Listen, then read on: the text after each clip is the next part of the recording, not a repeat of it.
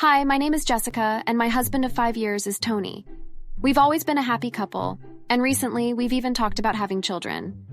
I was very excited.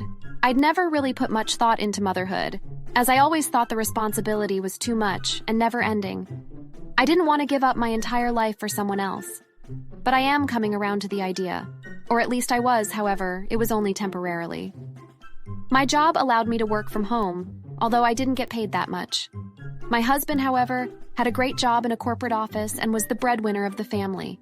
He paid for the house and the bills, and my responsibility was to pay for and buy our food and other groceries. We had a pretty balanced arrangement, and the housework was split equally. I'd been so proud to tell my friends how mature Tony was, and how great it had been to find a man so willing to accept shared responsibility. That all changed one day. Honey, I'm home. Tony? What's wrong? I got fired. I couldn't believe it. Fired? But as he threw himself onto the sofa, blue as the sky, I knew that he wasn't joking. Babe, what happened? There was an incident at work. The CEO sent out a memo that said that there was a mandatory meeting, but the system was down, so no one knew about it. He refused to accept that the system failed, and then, in his rage, he fired us all. I gave that company 15 years of my life, and they repay me by kicking me out to save face.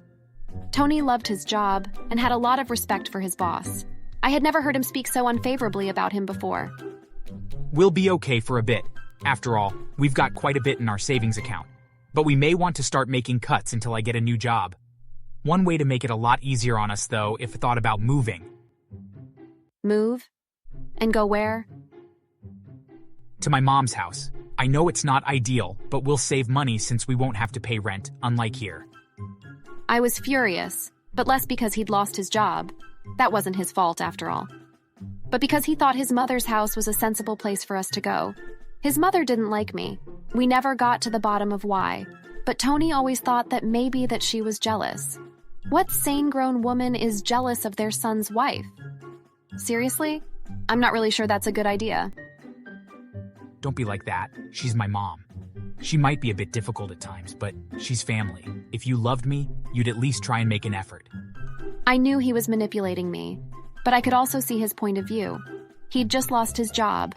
Maybe a little extra emotional support would go a long way for him. Plus, it would take a load off of our mind, financially. Without having to pay rent, we wouldn't have to eat up quite as much of our savings while Tony looked for another job. And so, with that in mind, I set about packing up the house.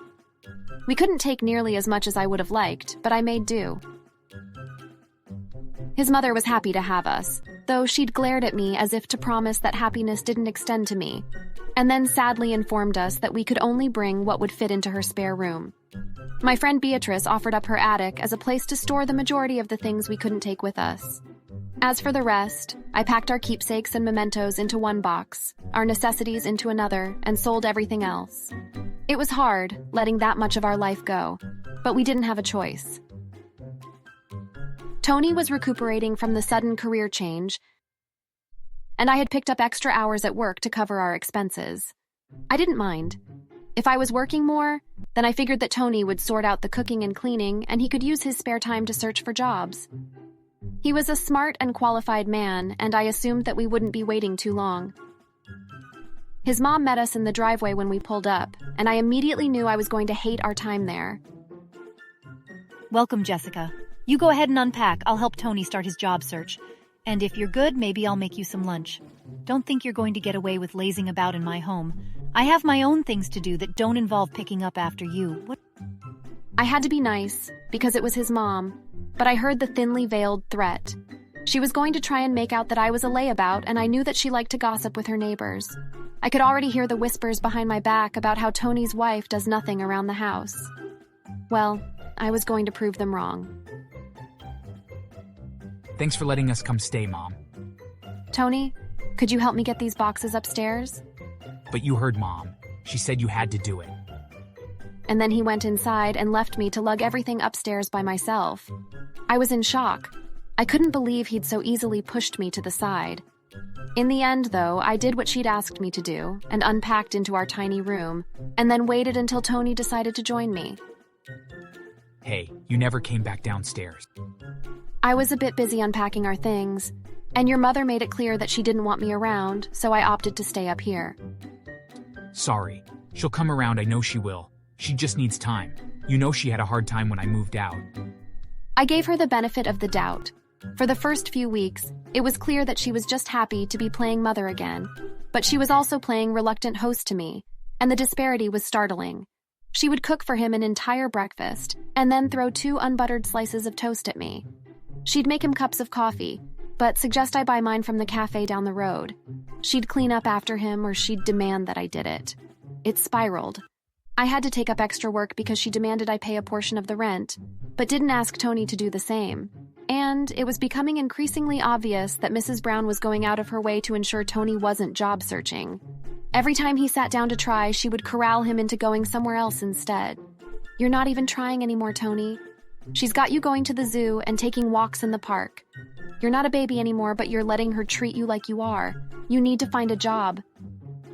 You're just jealous that she doesn't cook you your favorite food. She doesn't cook me food at all, Tony.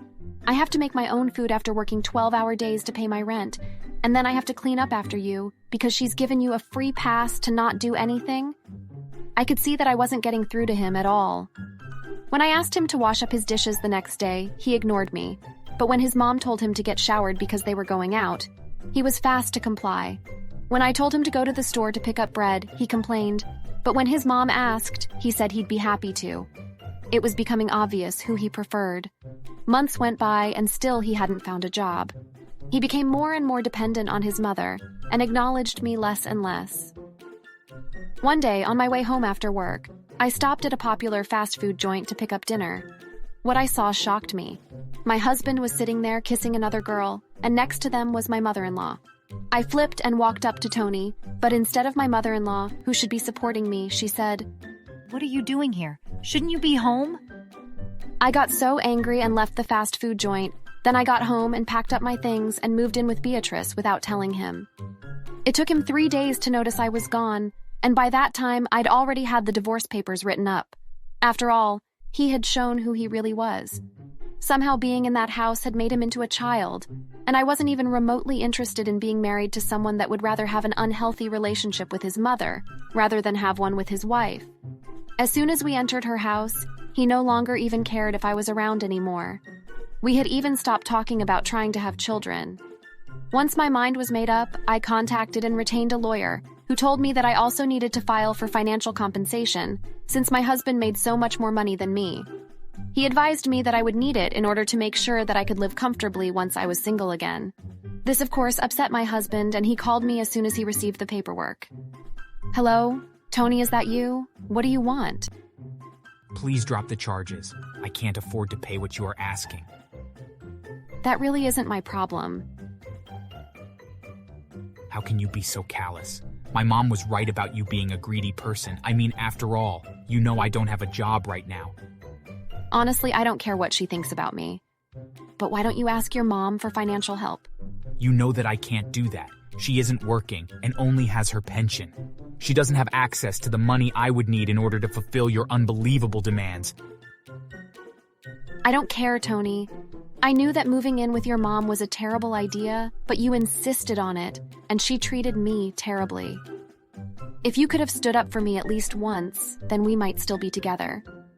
In the end, he had to use his savings to compensate me, which left him without any money at all.